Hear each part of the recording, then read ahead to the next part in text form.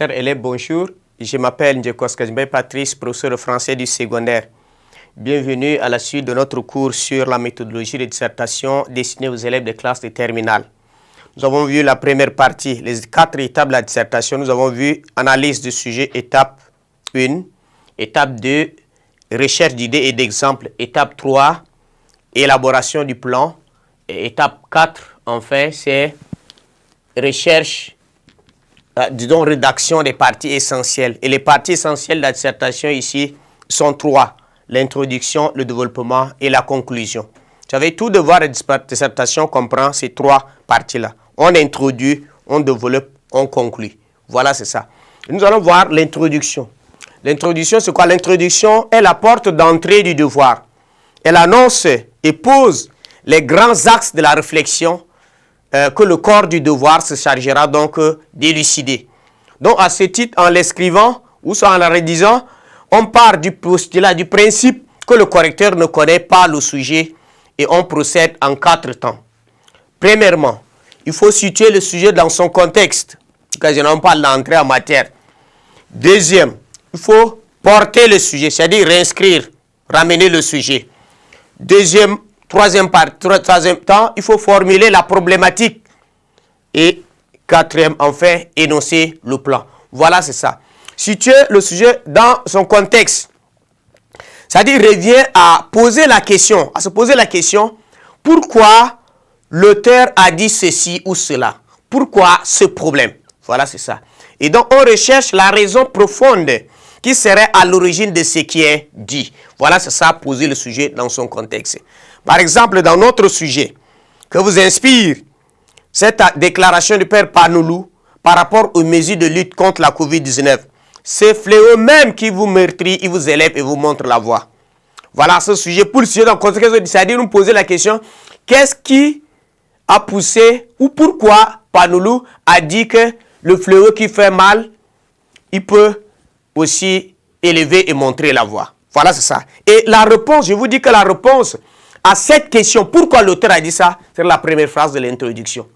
Vous devez comprendre que quand on pose cette question, pourquoi il a dit ça, parce que nous constatons toujours qu'à chaque fois que l'homme vit une situation difficile, cette situation-là peut aussi être une piste de reconversion ou soit l'autre piste quand même de salvation pour lui. Voilà, c'est dans ce sens. C'est pourquoi on dit, on apprend toujours de ses erreurs. À chaque fois que vous tombez, il faut profiter pour ramasser quelque chose. On apprend de ses erreurs. Et donc le mal, il faut voir que le mal, mais dans ce mal-là, on peut trouver un chemin de salut. C'est dans ce sens qu'il a dit ça. Donc voilà, c'est ça. Donc vous pouvez chercher ce qui a poussé l'auteur profondément à dire ça. C'est ça, situer le sujet dans son contexte. Quand on dit, science sans conscience, ce n'est que ruine de l'âme. Pourquoi Rabelais a dit ça? Vous voyez ça? Pourquoi il a dit ça? Parce qu'il a constaté que la science en tant que savoir qui devait être au service de l'homme n'est pas bien utilisée comme il le faut. Et donc voilà, il y a manque de sagesse là-dedans. Lorsqu'il y a manque de sagesse, manque de moralité, cela tourne donc à détruire l'homme. C'est comme on dit, ruine de l'âme. C'est dans ce sens qu'il a dit ça. Donc voilà, c'est de cette manière que vous devez poser, situer le sujet dans son contexte pour pouvoir lancer. Deuxièmement, il faut ramener le sujet. Vous reportez le sujet parce qu'on dit, science sans conscience, ce n'est que là où soit ce fléau qui vous meurtrit, vous allez vous montrer la voie. Il dit, mais, des situations difficiles qui arrivent aux hommes peuvent être aussi une situation de reconversion ou soit une piste de salvation pour eux. C'est peut-être dans ce sens que le Père Panoulou disait, ce fléau qui vous meurtrit, il vous élève et vous montre la voie. On dit qu'il aime bien, châtie bien. Ce châtiment-là, de ça peut venir quand même le salut. C'est un homme de Dieu qui s'est inspiré la Bible pour voir bien des moments où les hommes se sont tournés de Dieu et Dieu a frappé pour qu'ils reviennent vers lui. C'est dans ce sens qu'il a dit ça. Donc on réinscrit le sujet. Et si la citation est courte, vous le reprenez. Si elle est longue, vous citez seulement les parties essentielles. Voilà, c'est ça. Ça fait partie essentielle. Troisièmement, poser la problématique. Tout sujet de dissertation recèle une problématique. Et c'est elle qui oriente le développement et se pose toujours de façon interrogative.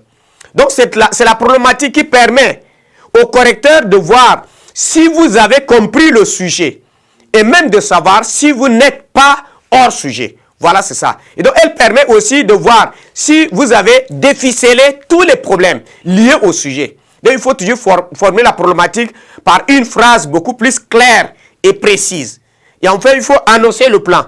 L'annonce du plan permet déjà d'orienter, mais il ne faut pas rester dans des termes où, voilà, dans le premier sens, on va voir ça. Non, non, il faut laisser le correcteur perplexe. Et donc, il faut utiliser des termes comme la suite de notre analyse nous permettra, voilà, ou soit s'attellera à montrer la pertinence de cet argument, ou grâce aux œuvres du programme, nous essaierons donc de montrer les valeurs d'une telle assertion. Ou aussi nous passerons au crible de la méditation cette affirmation soumise donc à notre réflexion. Donc voilà, c'est comme ça que vous devez utiliser pour pouvoir le faire. Donc voilà, vous devez retenir que introduire un sujet de dissertation devait se situer dans son contexte, porter le sujet, poser la problématique et énoncer le plan.